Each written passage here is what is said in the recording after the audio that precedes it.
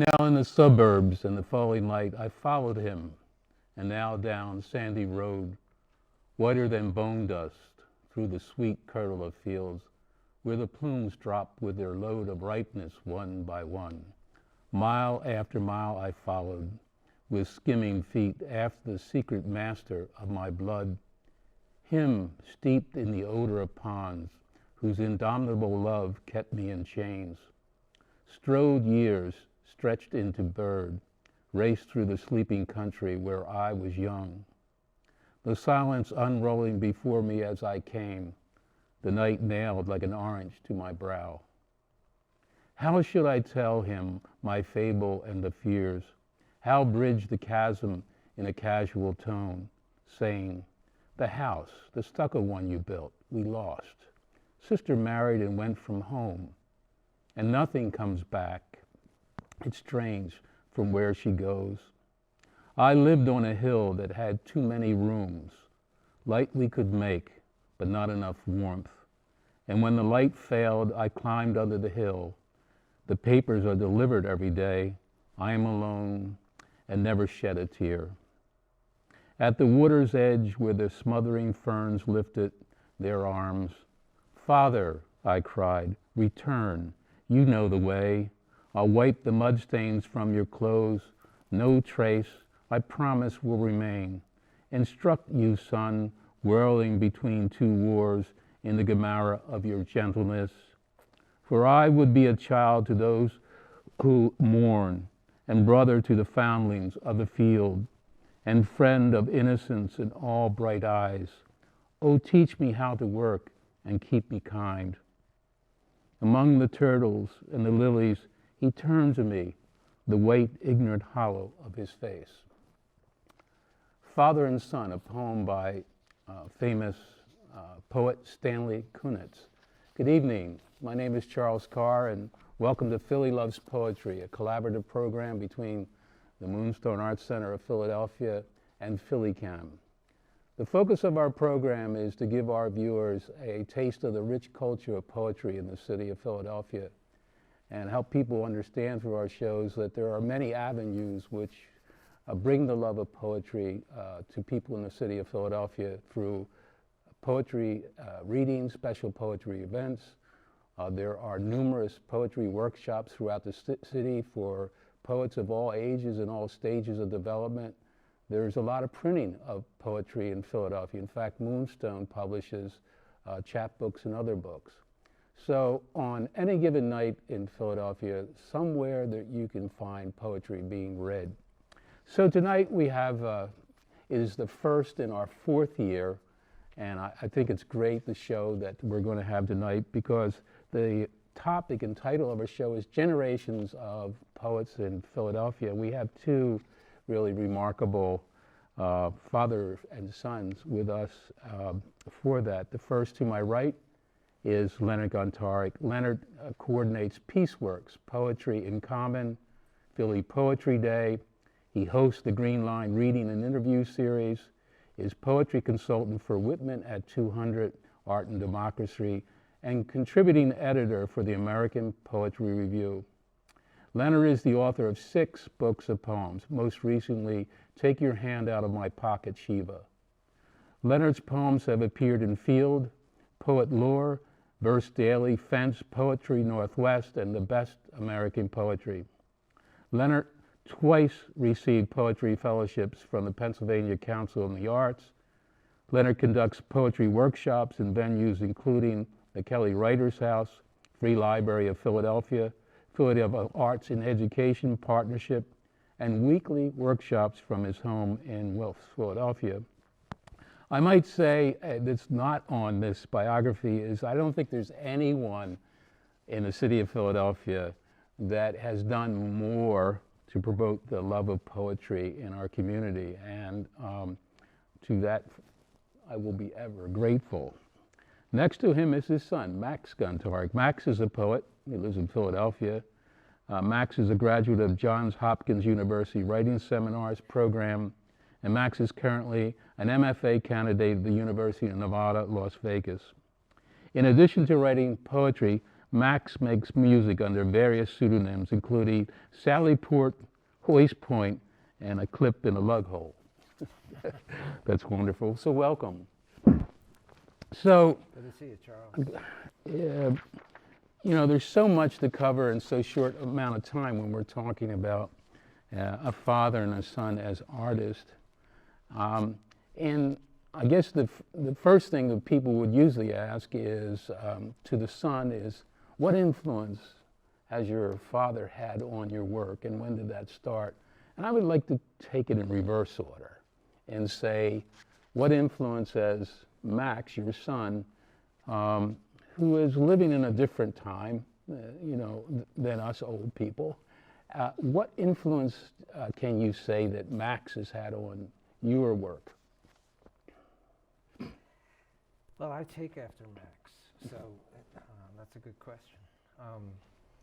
Now, that's an interesting way to put it. I mean, I would have to think, first of all, that, like, currently, in the last few years, Max has turned me on to books of poetry that poets I did not know about. And so I spent a good part of his life doing that for him, as well as music. Now, as far as the writing, like, I'm very careful reader of his work. I try not to be a teacher around it, more like a father, a reader. But I try not to be influenced by his work consciously, because that doesn't seem in a way fair. Like, he's trying to break into new ground, so I don't really want to borrow or take anything from him that way. So, I mean, Max announced 3 or 4 years ago that he was pretty sure he wanted to be a poet. And I didn't, you know, nor did my wife, set him up on a path that you're going to be a poet. Far from it. I just wanted him to be around poetry. So that was a very moving moment for me. But it was at that point that I realized you know, I was actually getting a lot from him by taking him to readings as a kid, a real young kid. Like, he was to so many readings before he was even 5, say, that most people probably go to in their entire lives. So, I mean, he's probably better to talk about this part of it. But so the influence was, I saw poetry with him in a new light. We read a lot to Max as a kid every night, all different kinds of things. Calvin and Hobbes, T.S. Eliot, for real, Wallace Stevens. And I think it kind of reconnected me to the joy in reading and the freshness of it, the way he responded to it. So that was an influence on my work. Wow. So it's, I'm paraphrasing you, so it's like reliving the experience of coming into poetry and coming to poetry, just, you know, like you did. How do you respond to that, on coming back the other way, you know, the influence that your dad's work, and do you see, if one read your poems, both of you, would one see a parallel? Yeah, I think for sure. I mean, it kind of speaks for itself. I remember when I was in college, one of the questions is, so what do your parents do? And someone says, you know, their parents work for the World Bank or something like this. And I say, well, my dad's a poet, my mom's a graphic designer and paints. It's kind of like, everybody just says, oh, it speaks for itself to some degree. I remember there was one point I was trying to write a poem and you told me to just write down, must have been like 12 or something. You said, write one line, doesn't have to mean anything, just a sort of non sequitur, then write another one, then write another one, then write another one. I basically still write the same way, I'd say. So that helped a lot, for sure. As far as influences, respectively, and maybe jointly, what would you say, and I mean this is a very big question for both of you, is what would you say has had a, you know, very compelling influence on your poetry, on your writing and poetry? Mine alone? Well, I would say as a teenager, the lyrics of rock really keyed me in to poetry. I went, and then I discovered that poetry made sense, that they were teaching in school. At that point, even as a sophomore, up to being a sophomore in high school, you'd be surprised, like I just had no interest in it. And after I connected the two, I couldn't really get enough of poetry. Mm-hmm. So that was a huge influence. Painting as well, and painting, say, because I really think it's all, for me, it's built on images, and it makes you keep it in a form where there's a clarity, as it work, because it is a very difficult form anyway. So, I mean, as far as poets, you know, it'd be interesting to see which ones, to begin with, Max remembers, or you know. But I know that we share a lot of similar taste in poetry, and even though he's gone on his own, we still there's not a lot where he'll say, "Oh yeah, I'm not really into that." Like we're still at a, you know, a great heightened point of like everything. We're still exploring, both of us. So one couldn't really say, well, you know, this one poet or this school of poetry really has shaped your poems. No, that you could. You could. That was there was a period in definitely in the beginning, in the 70s, early 80s, in the United States, where there was what was called American Surrealism, and that had a big hold on me, and I kind of really never let it go. And there were definitely a dozen, 24 poets writing really strongly in that form, and so that was the model. I mean, I broke from it and made my own way, but no, that clearly was a big influence. Who would you say? I mean, it's a big school, let's say, but who would you say is one of the, or for the audience who really doesn't but they might recognize the name of some poets that fall into that category? Well, I would definitely start at the beginning. I mean, this is current and still contemporary United States American poetry, would be W.S. Merwin. And he has an extraordinary body of work, but very influential books. He wrote a book called The Lice.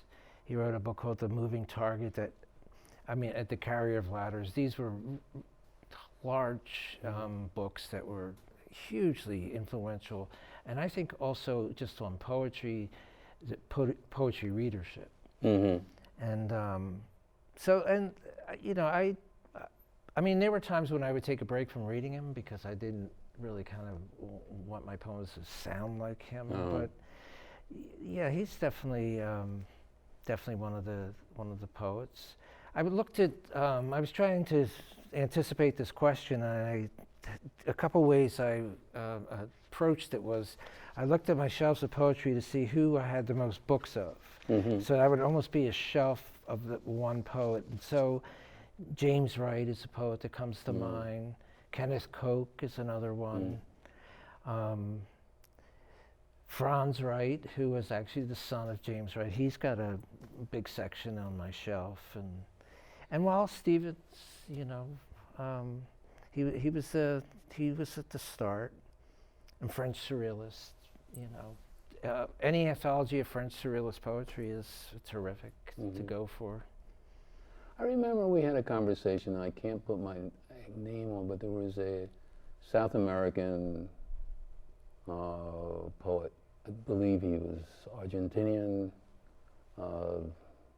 Name begins with a C. Julio Cortázar?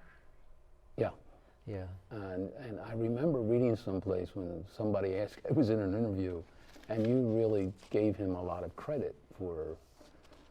Yeah, he was a huge influence, and it was discovered that and published in the last decade or so books of poems, but he was a novelist, short story writer, and but still,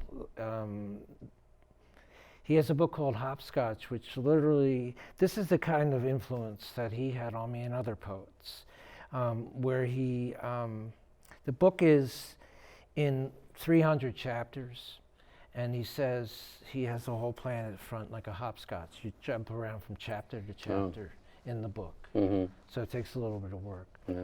But the key to Julio Cortázar and the feeling that I have for poetry that I like to extend through my own work is he says at the bottom of that page with the instructions, or you could read it from the beginning to end, but don't read, but then you can't read the last 10 chapters.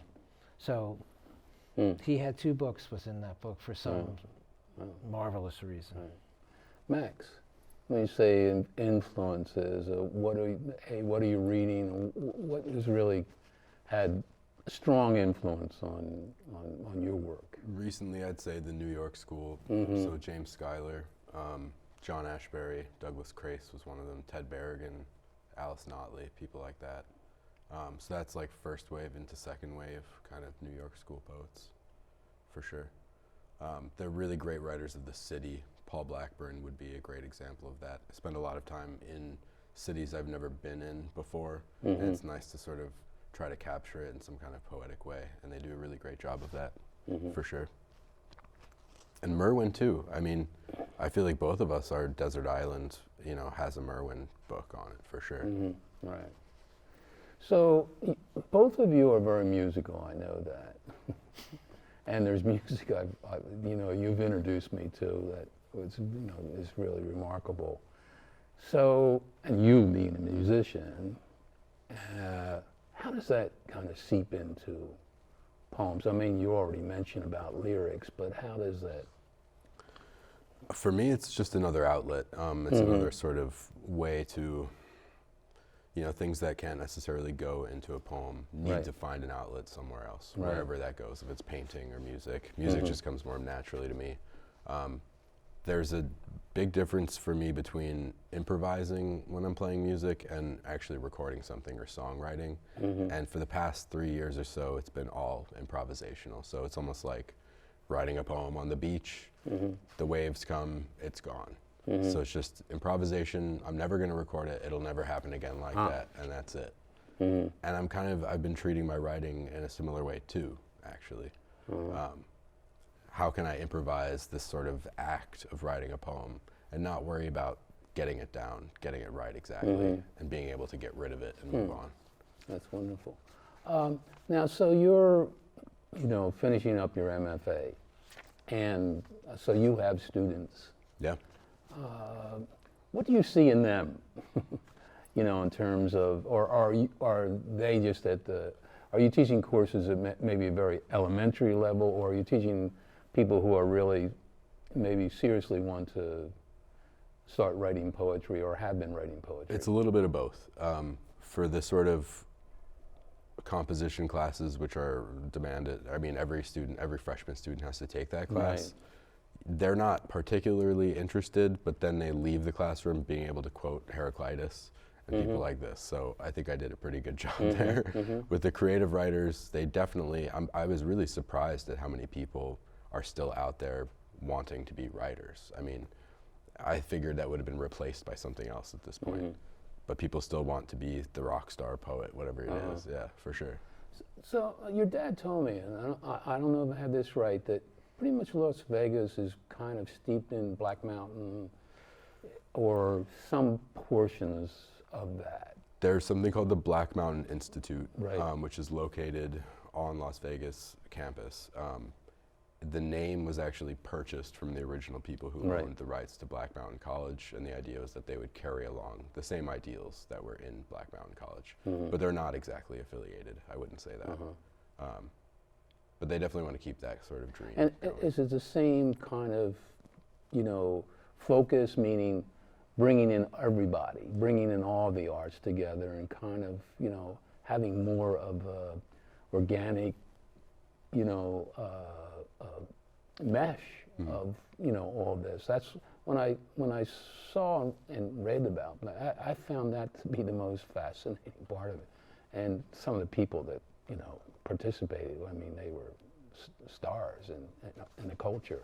They also have an asylum program for people who are fleeing political persecution to come stay in Las Vegas for an extended period of time for a fellowship to write in safety, basically. Yeah. And where are they mainly coming from? Central America or All over. All over, All over, for sure. Wow. Yeah. That's terrific. So, in the discussion that we had leading into the show, I found this fascinating that both of you mentioned when we were talking about style and approach, something that was, struck me immediately as different, but then when I looked at it a little more, I said, there is a great similarity, you with Duende and you with the silence.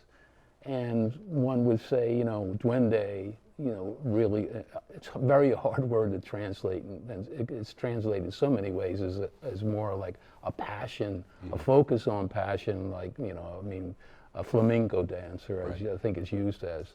Far from a cry of thinking of silence, but I just wanted to read a quote that I read from the card.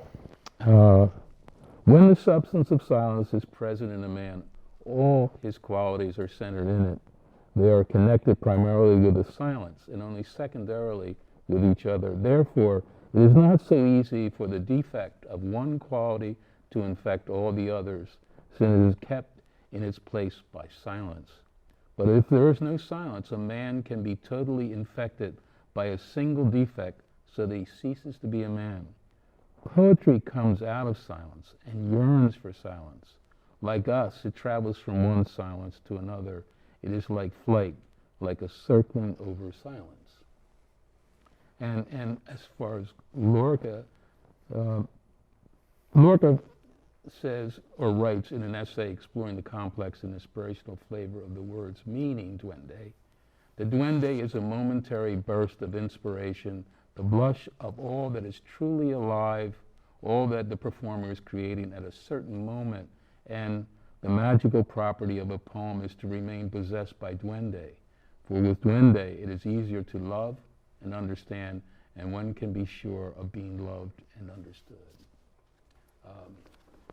And when I read that, and I said, well, I guess the words sound different definitions, but I see so much of am I somewhat correct, or am I out in left field on this? Well, I think it's interesting in that quote, the mention of love, and in the Max Picard, I would say the silence he talks about is a very spiritual one. And so, for me, I'll talk about the Max Picard. The World of Silence, that's the name of the book. This is a book that I recommend all the time to my students. Which handful of books should you read? There are many, many wonderful books on poetry, but this is a fable about how there's the world, and from that world, there's the thing that keeps it together is the quiet, the silence, and it's like he'll talk about the seasons, each individually, and silence. He'll talk about the silence of well, I have the book right here, but anyway, he'll talk about the silence of time, the silence of this is actually the first copy of the book I ever had, and so he says, the ego in silence, history in silence, images in silence, animals in silence. So this is a pure book about the poetics of space, and that's something a lot of poets know about and talk about and write about. But this is a book where it's a fable about you can just live in this world which is more philosophy than poetry advice or poetry background, and like he'll talk about how spring doesn't come from winter. It actually comes from a moment of silence between the seasons, and there is a moment of silence. And the recognition of words versus silence. So I became. I'm obsessed with it, and I'm all in on it, and I have been for a long time, and so that's why I mention it. That, just one other thing is that the reason I know about the book is when I was a student at Goddard, Mark Strand came to read, and so I ended up walking with him, and he asked if I knew about this book, and he said, yeah, not a lot of people know about this book yet. And he said, well, let's go to your library, this fancy experimental school, and see if they have the book. And it wasn't there, but you know, so I'm still talking about the book, you know. Okay. And he said it was a huge influence he knows on a number of poets. Samuel Beckett, not just in his poems, but you know, in his writing. Silence is an incredible living element in the poetry, and this helps you understand what that means. Wonderful. Yeah. And Duende, where did that?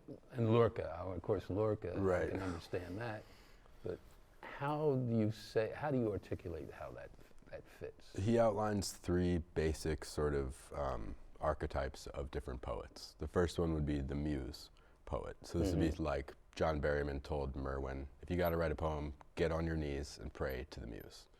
That's how you have to go about this sort of thing. The Duende was sort of it kind of translates to a goblin or some kind of creature like this. And so it's about that flamenco thing, you're evoking some sort of passionate thing. But that would be evocation. The second or the third kind is the angel poet, which is the opposite of evocation, is dictation. And that's where I find myself the most. So this is in Jean Cocteau's film Orpheus. There's a scene where Orpheus is sitting in a car on his way to the underworld, actually.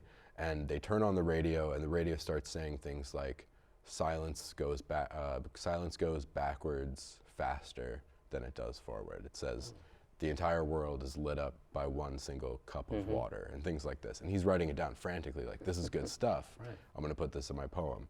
So that's how I feel most of the time when I'm writing. It's coming from somewhere. I have to write it down before I stop hearing it. Right. So, you know, we have this background, this great background, and so now we would really like to hear the poetry, which you are so. So I'll start with you, Leonard. And Okay. you can alternate, and so it's your forum. And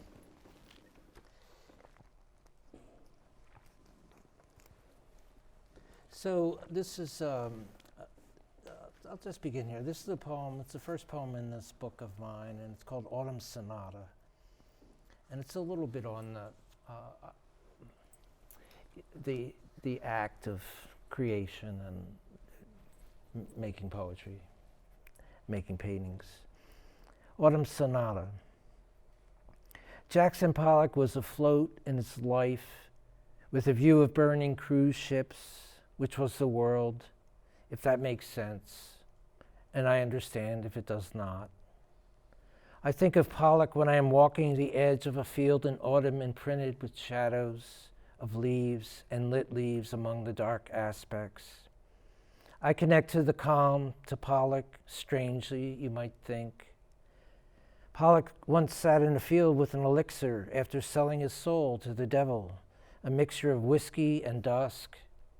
It looked like the glass was frothing, but it was ordinary mist. Recently, I looked at a Pollock painting which, always sacred to me, looked like a bunch of paint piled on a canvas. One of the saddest afternoons. I do want to say that I do not feel that way any longer. That was just like a short period of time. But there's not a great distance between writing your own poem and that moment where it looks like just a bunch of words on a page, and I can't believe I spent all night doing this. But that goes away. So I'll read a couple more from this book. This book is called He Looked Beyond My Faults and Saw My Needs. There's still a couple copies out there. So one of the things I recommend to students in my workshops is to have an ongoing series of poems, even if it's not anything they ever plan to complete, to have continuity, to look at their work through a continuity. So I have a series of poems that are called studies, and they're meant to be more drawings than painting, say. And this is Study Field. Light flows from the field spilling after that. It's hard to say.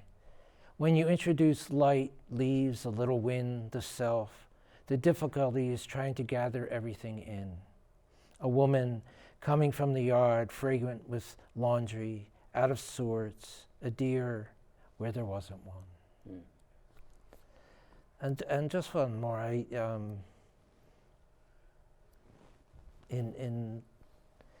in my books, you'll come upon these poems, and they all begin with part of the title, Study. So this is Study Violet. The snow that appears violet later in a photo now lights up all the night. Dark is not an enigma. We are the enigma. We carry the moon from the well to the door of the house. Evil is made to sit in a corner, silent.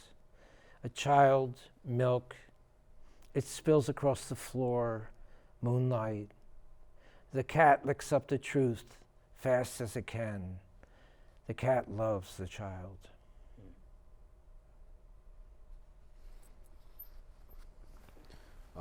So this is a poem called The Broken Tower, after the Hart Crane poem, The Broken Tower. It includes a couple lines from Red Desert, which is a film by Antonioni. It's also, I wrote it after seeing the Cassavetes film, A Woman Under the Influence. So, okay. The Broken Tower. In the field with collaborators, there is no name for what this work is. Stars of bone. We've done and so changed into suits, standing in the cargo bed. Sleep, says the tower, all by itself. Winding dust into a familiar shape. A man screams at a foreign man, and the foreign man falls down the side of the mountain. Sleep, we say, to the party, which is not occasioned by anything but the hunger of the self for itself. Sleep, the man says to his lover, who is without words when he's around, cries behind French doors. The field of collaboration, their children, their sake, this very field was not predicated by solidarity. To have is to have it taken. It is taken now, it can be had. Stars, the boy, the typewriter thief. In another film, the thief of dictation, the thief of fuel, the suspect of fire, as a singular thing, loved for though it isn't. The objectless thief in the field, a paper angel, a familiar shape, substantive for the first time, beginning in the necessary desert, for now, to till, until I, for one, am sick of interiors. Leave the door lifted for a solitary worker. Leave it alone, would you? Leave it out, will you? A new persona and all in another film. I'm at the Mint with an IED in one hand and a tarantula in the other. The hair is drained of blood. A brick wall, the alienation effect of the yucca, emanates from its paper angel. A hand through the aperture I refuse to let destroy itself. Take this boy to be singular who wants to get together. It's alien, really, or the effect is of a totally improvised dialogue that is love's evidence. There's nothing between the two, and the desert is growing, the two. It's true, it seems like it's really happening. This scene, that is love's, love is evidence. All that is presence and working like a sea, but what is absent, is not the question. His mother, mine, it is how to absent, flash of face and glasses, drained hair, personae, before the choice and freed of themselves, going on into the scene, expecting violence. A brick wall to blossom through the center of the yucca, what is all split. Either way, just wear the glasses, just wears the glasses. The Mint is first before the printers. Coins had more integrity in that they shone, were not shining. What?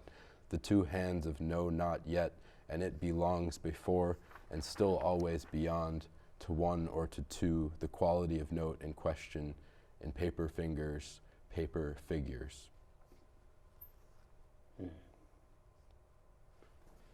Okay. That's the first part. You can go ahead.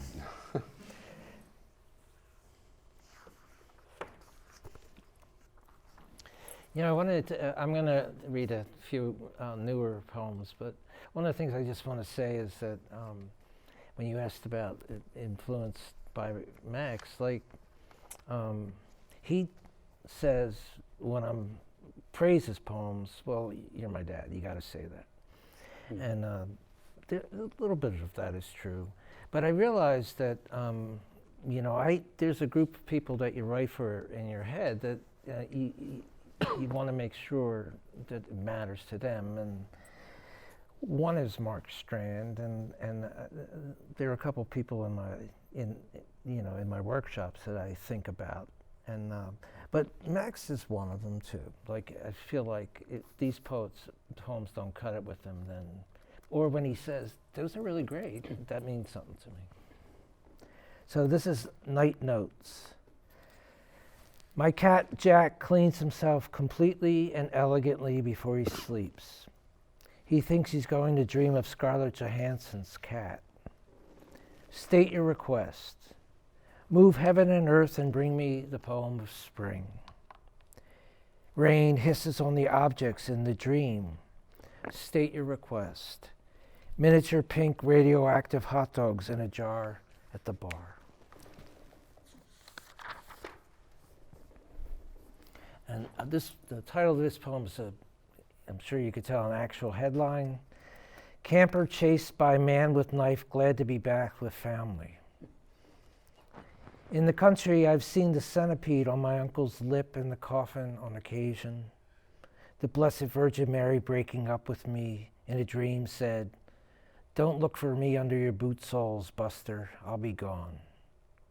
Before the scissors, the white chrysanthemums hesitate.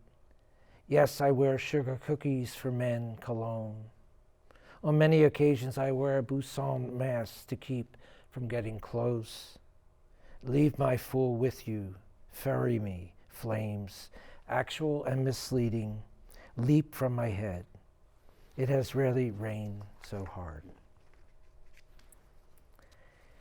And this is called Stop Helping.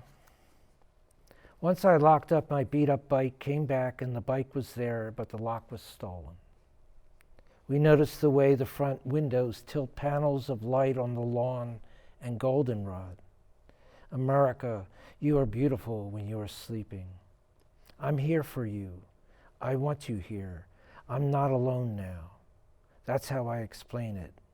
That's how I disappear.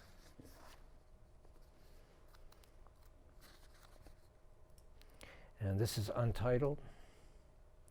When I was in the womb, Jackson Pollock painted Untitled, number 12, yellow, gray, black, number 14, gray, number 15, number 19, birds of paradise, number 30, number 31, number 33, green, silver, untitled.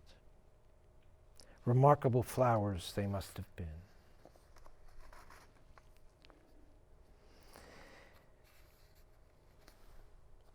Okay. I was just going to say, I've got a poem like the bike lock being stolen. One time I was walking a dog in Baltimore, and this dog that I was walking started eating a sandwich wrapper, and the sandwich was about a foot away. Anyway. Okay. So this is still Broken Tower.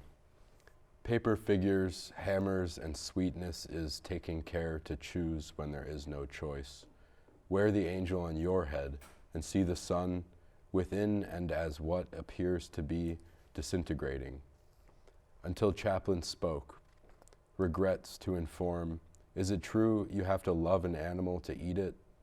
Non lo so. Little chicks, barbed smoke from the exploding wires, speak up. Formed however you like, Chaplin's first words were a nonsense song. It's either that or yes, sir. Could you eat me too? If I loved you. You can run around Big Bertha all day. I choose the mountain. Every day, even over flying, and let the range or the field, the grade or simulacrum, the disquiet collaboration in blessing each other as anyone, as though anyone could have, and anyone could have fallen, and it's no one's fault, or the boy behind the glass when his mother faces what she can't. What she can't non-conform, the cloud of culpability seeping under French doors, to be before love and still always beyond being love. A chosen mountain becomes its unforming veil. Standing at its peak, the choice of valley, I'd go with the rain.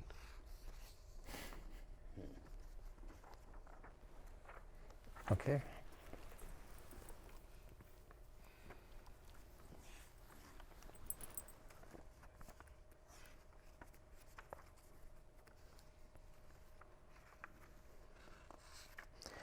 So by way of introduction, I suppose, but one of the things when I was talking about the surrealist poets is that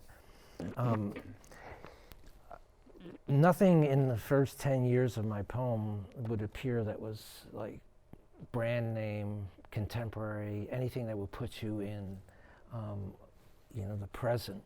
And I've noted I've well departed from that, and I did think it was interesting that Max noted that and said, your poems sound more contemporary than mine. You mentioned, it's that idea of mentioning Popeye in a poem.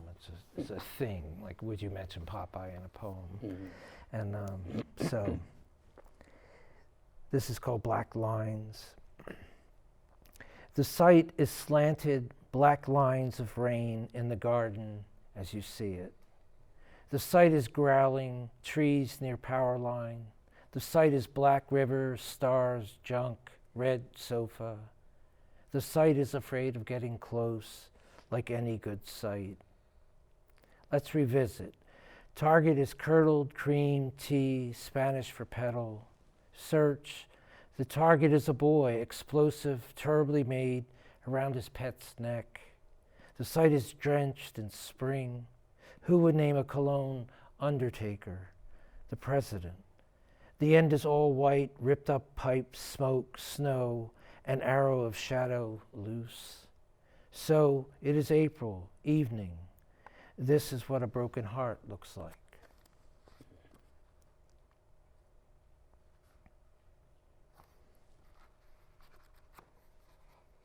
So this is from the book that you mentioned, Take Your Hand Out of My Pocket, Shiva. November early. In Buddhist terms, low self-esteem is an illusion, but the accompanying sadness and ache is pretty real. I think this early darkness throws us out of whack, too. I'm sorry, probably the only remedy, and it's temporary, is to rest your head on someone's chest in a cemetery. Light favors the gray areas. Torn light. If the world smells like rain in the morning and it does not rain, nothing latches onto almost everything. In the morning, the birds settle like soft taps of erasers on blackboards. The chalk breaks and squeaks. Party. There was the custom of placing all the guests' coats on a bed. I went home tipsy with a kitten in my pocket. This New Year's Eve, I buzz cut a hip heart on my cat's side, and I got a tattoo, a large anchor on my back. I vow never to drink darkness again. I know a promise impossible to keep. Great. So this is part of a longer poem I've been working on. Speaking of surrealism, I was reading Lorene Nidecker pretty recently, and she said something about surrealism which I thought was great, was that what makes the dream strange is not just the images in the dream, but the way they're related to one another. So the syntax of the dream is almost more strange than the things happening. Mm-hmm. And that informs this longer poem. So yeah, this is the second part. West is a child on a bicycle holding the gate open for a child on roller skates floating east. where there's just enough sky to imagine an other who sees the world from above through metal gridlock, constant cranes, reservoirs, and believes in both axes a third. We play telephone as children, and then we're wet from swimming until the sun lets someone into the apartment I don't live in, slides down the banister when I return, takes me for all I have out. I hope, inciting a chance of civil unrest as a preferred quality for a city. The children go inside, slide, and so I must be nowhere, transcribing a handful of my own hand to another hand, it over, give me everything you have. I have, this is everything but where the skaters have.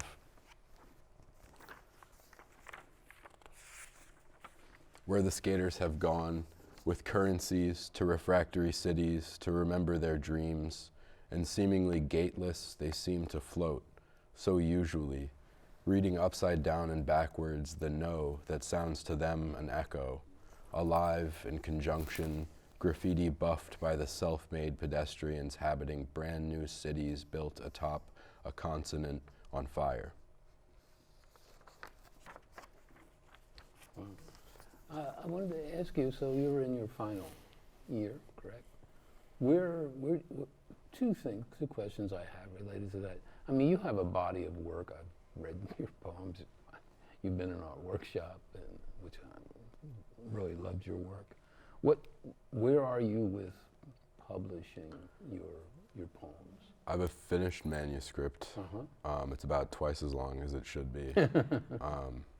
In the middle is a very long poem called Berlin. It's about 30 pages. I'm beginning to think it could be published as its own chapbook, and the rest of it could be my first book of poems. But I'm still toying with it. I have another semester to figure it out.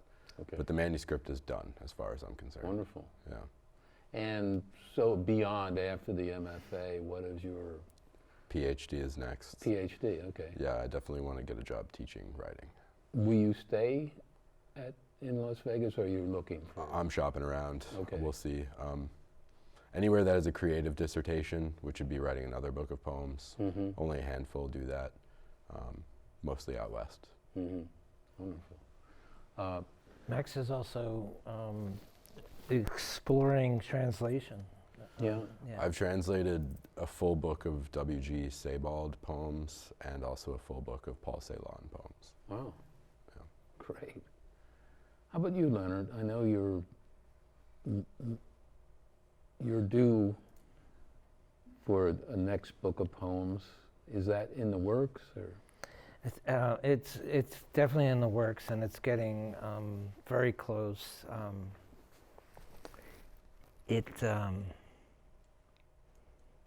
It's a really large manuscript too, and I spent last year editing it down to what I wanted to be, maybe a couple hundred pages, literally like 200 or 150.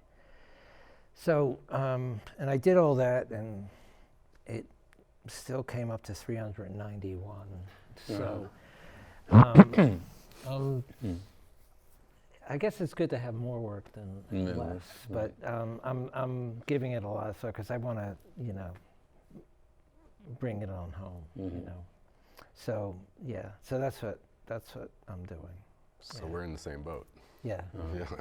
I was going to say, also he said, I got a year to figure it out.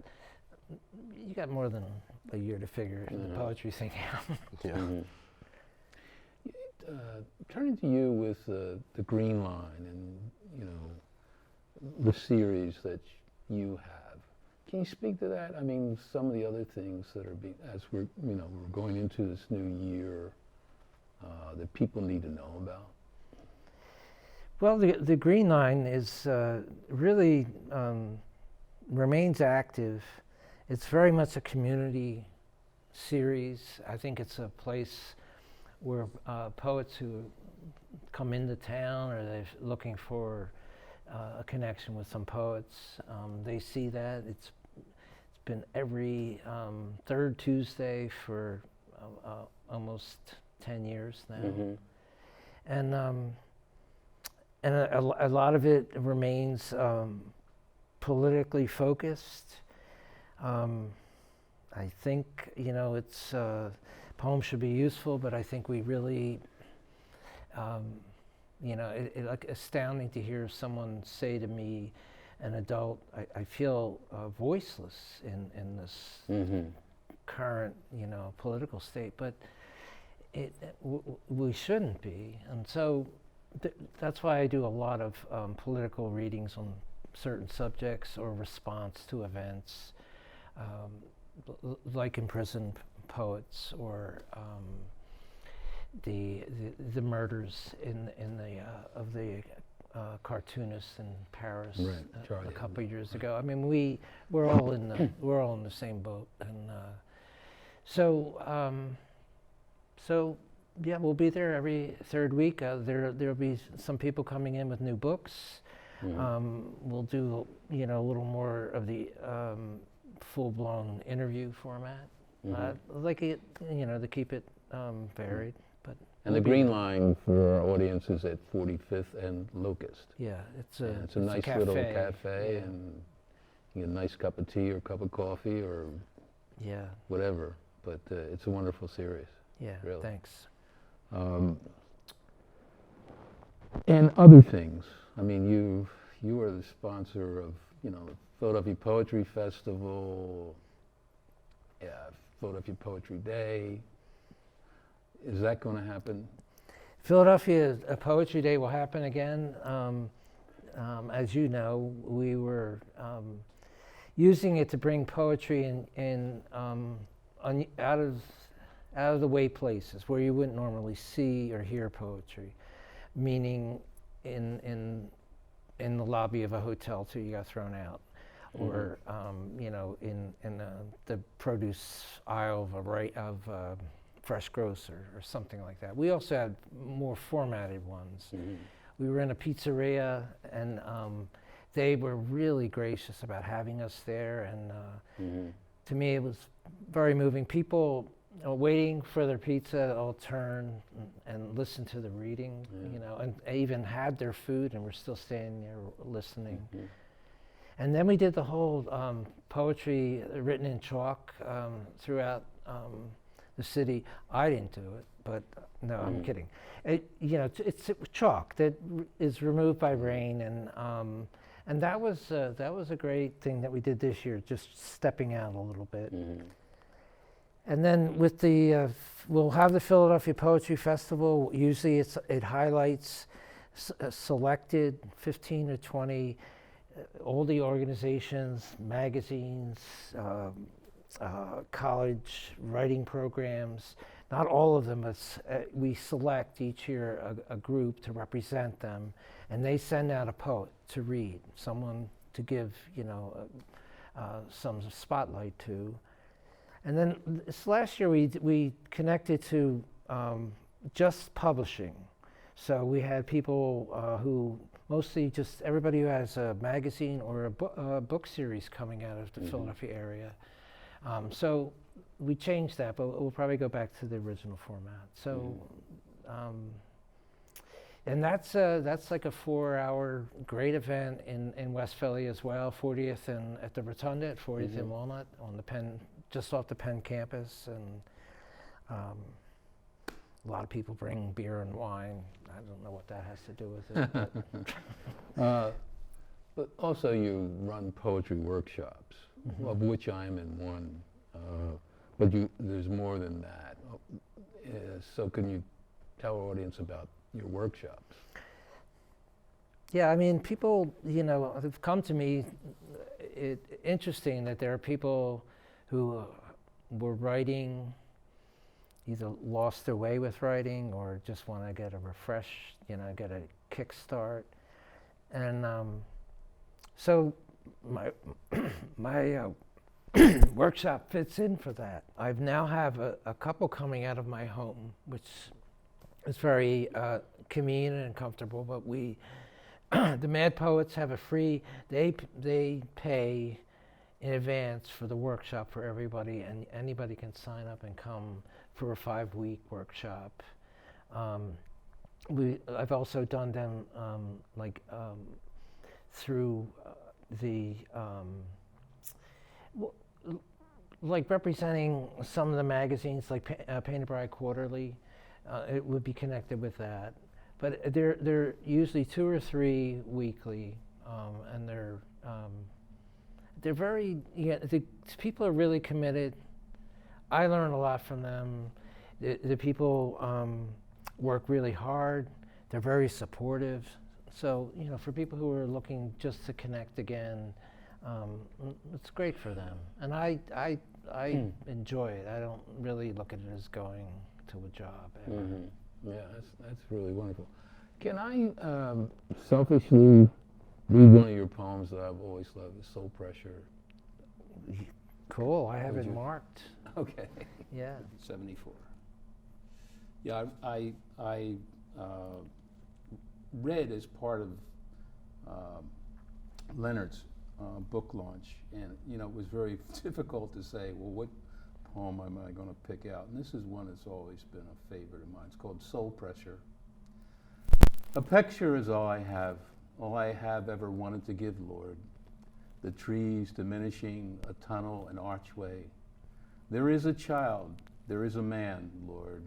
I prefer the child smoothing over the cracked leaves, carrying home color on his shoes, bringing a prayer to you, 2 or 3 words. Small hands that are yours, Lord, black, indecipherable, magnificent things that are yours. Everywhere I turn is a detour from the soul, a detour from the self, Lord. The rain falling there is slow and terrific. The boy you made, Lord, loves the rain, cool as cloth on the face. Loves thinking of the leaves comforted, worthy then of being in their presence. The boy draws a diagram of when it opened. Fast leaves, intersected lines, Lord, of course. He is a dot, he is a scent, compresses it. The way to you when he forgets it. See how he has drawn you as a crown, Lord, in purple because the gold is gone. See how much he wants you. The gate to the heart swings on its hinge. He spits on it with affection so it would not squeak when he touches. Soul Pressure. It's a wonderful poem. So I want to thank you. This has been a fascinating experience. Yeah.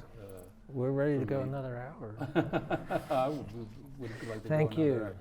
Thank you, Max. Yeah, thanks a lot. Really, I think it's really been terrific, and I'm so happy. This is the premiere show of 2020, and it's really been great having you. Really in line with poetry in Philadelphia, of course, I represent the Moonstone Arts Center, and just about every Wednesday night at the Fergie's Pub, which is between 12th and 13th on Sampson Street, there is a poetry reading by or sponsored by Moonstone, and there's really some great poets, poets of all styles and all ages. And we are a publisher of poems, as well as actually being a sponsor of a early learning program at 11th and Catherine, called the Moonstone Preschool, which has been open for 31 years. But we need support, and so we just can't do it without that kind of support. So if you want to support us, you can go to moonstoneartscenter.org and make a contribution. So thank you again, and thank you to our audience. Thank you to PhillyCam.